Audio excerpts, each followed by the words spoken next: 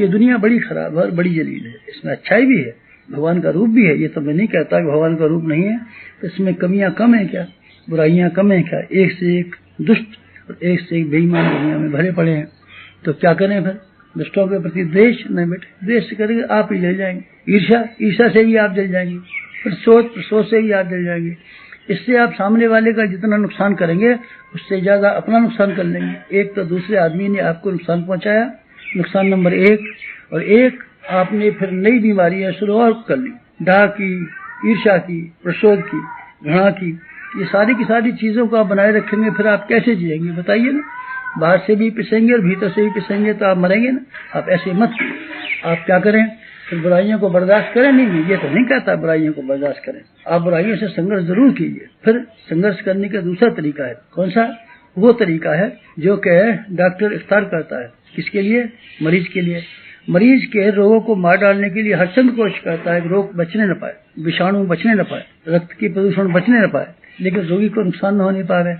आप रोगी को नुकसान पहुंचाए बिना उसकी बुराइयों को दूर करने के लिए बराबर जद्दोजहद करते हैं। जब आप किसी व्यक्ति विशेष को हानि पहुंचाने की बात सोचते हैं तो वो द्वेष हो जाता है, और आप इसके दोषों को, दुर्गुणों को, कमियों को हटाने की बात सोचते हैं तब कोई दिक्कत नहीं पड़ती। आप ऐसे कीजिए ना। आपको एक और काम करना चाहिए, आपको आत्मनिर्भर होना चाहिए, अपने ऊपर डिपेंड कीजिए। क्या करें? बाहर के आदमियों से मत उम्मीदें कीजिए, मत विश्वास कीजिए, मत अविश्वास कीजिए।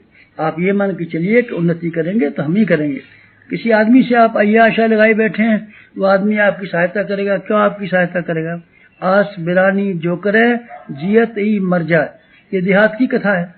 आप ठीक है, वक्त मिल जाएगा तो सहायता मिल भी सकती है, नहीं भी मिल सकती, पर जो भी आप कदम उठाएं अपने पैरों पर रख करके उठाएं। उम्मीद ये करें ये काम हमको करना और हम ही करेंगे। अगर आपका ये आत्मविश्वास है तब फिर आपको आत्मनिर्भर व्यक्ति कहा जाएगा। सूरज किसी पर डिपेंड नहीं करता कि हमको कोई अर्घ चढ़ाएगा कि नहीं चढ़ाएगा, हवा किसी पर डिपेंड नहीं करती, किसी की अपेक्षा नहीं करती, चंद्रमा किसी की अपेक्षा नहीं करता, जमीन किसी की अपेक्षा नहीं करती, और आप किसी की अपेक्षा मत कीजिए। इसका अर्थ ये नहीं है कि आप सहयोगी जीवन न जिए, परस्पर मिलना जुलना न करें, विधेयात्मक चिंतन जिससे कि आदमी देवता बन जाते हैं। खराब आदमी है इसको हम अच्छा बनाएंगे, सज्जन बनाएंगे, ये क्यों नहीं सोचते? खराब आदमी है तो हम इसको मार डालेंगे, उसकी हत्या कर डालेंगे, ये क्यों सोचते? ये मत सोचिए। आप दृष्टिकोण को बदलिए ना। जो कुछ भी आपको पास मिला हुआ है वो कम नहीं है, बहुत मिला हुआ है। आप देखिए ना, जरा दूसरे जानवरों को देखिए, कीड़े मकोड़ों को देखिए ना, पशु पक्षियों को देखिए ना, कैसी घिनौनी और कैसी गरीबी थी और कैसी छोटी जिंदगी व्यतीत करते हैं। फिर आप क्यों ऐसी जिंदगी जिएंगे? भगवान ने तो आपको राजकुमार बनाया है ना, आपको बुद्धि दी है ना, आपको वाणी दी है ना, आपको हाथ पांव दिए है ना, आप तो घर में रहते हैं ना, आपको जीविका है, पहली तारीख को तनख्वाह मिल जाती है, रोटी खा लेते हैं ना। दूसरे जानवरों को देखिए, उन बेचारों को न कोई तनख्वाह है, न कोई नौकरी है, न कोई कपड़ा है, न कोई बोलने का ढंग है। इन सब के तुलना में आपको कितना मिला हुआ है, आप इस पर खुशी नहीं मना सकते, आप प्रसन्न नहीं हो सकते, आपके चेहरे पर मुस्कुराहट नहीं आ सकती कि जो हमारी वर्तमान परिस्थितियां हैं उसमें हमको पसंद रहने का हक।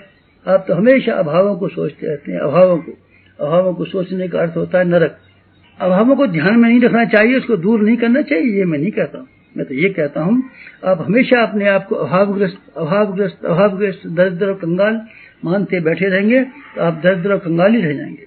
आप मत अपने आप को दरिद्र मानिए, मत अपने आप को कंगाल मानिए। फिर आप ये मान के चलिए कि आप देवता हैं, देवता हो गए तो देने में समर्थ हैं, आपके पास देने को बहुत है। जैसा पैसा हमारे पास कम है तो पैसा कौन मांग रहा है आपसे, और पैसा देकर के आप क्या भला करेंगे आदमी का? आप दूसरों को प्यार दीजिए, आप दूसरों को सम्मान दीजिए ना। देखिए सम्मान का दुनिया की कितनी प्यासी है। लोगों को प्रोत्साहन दीजिए ना। देखिए आपको प्रोत्साहन देकर के छोटे छोटे आदमी क्या से क्या बन सकते हैं। देने के लिए कुछ कम है क्या? आप मेहनत दे दीजिए, आप लोगों के लिए सहानुभूति दे दीजिए, देने के लिए कुछ भी कम नहीं है। आपके पास देने की अगर मनोवृत्ति हो तो आप कुछ भी दे सकते हैं। आप 4 रोटी खाते हैं, 3 रोटी खाइए और 1 रोटी बचा दीजिए गरीबों के लिए। फिर आप देखेंगे किस तरीके से आपको शांति मिलती है और किस तरीके से आप प्रसन्नता के नजदीक चले जाते हैं। भगवान का नाम प्यार है। प्यार आप भीतर पैदा कीजिए ना। जिस दिन आप प्यार पैदा करेंगे उस दिन आपके मन में से एक ही उमंग और ऐसी हिलोर उत्पन्न करेगी कि हमको कैसे दूसरों की सहायता करनी चाहिए। जब दूसरों की सहायता करने के लिए आमादा होंगे तो आपको अपने में से कटौती करनी पड़ेगी। फिर साधु और ब्राह्मण का जीवन जीना पड़ेगा। ब्राह्मण किफायतदार को कहते हैं, मितव्ययी को कहते हैं, अपरिग्रही को कहते हैं, स्वल्प संतोषी को कहते हैं। आप ब्राह्मण बनिए और भूदेव पृथ्वी के देवताओं में अपने नाम को लगा लीजिए। और संत किसे कहते हैं? परोपकारियों कहते हैं, लोकहित में लगे हुए आदमियों को भी कहते हैं। सत्प्रवृत्तियों में अपने आप को खपा देने वाले का नाम संत कहते हैं। आप संत और ब्राह्मण के रूप में अथवा दोनों के संयुक्त जीवन यापन करने के रूप में अगर आप जिए, मजा आ जाए। उम्मीद ऐसी है आप यही करेंगे। समाप्त।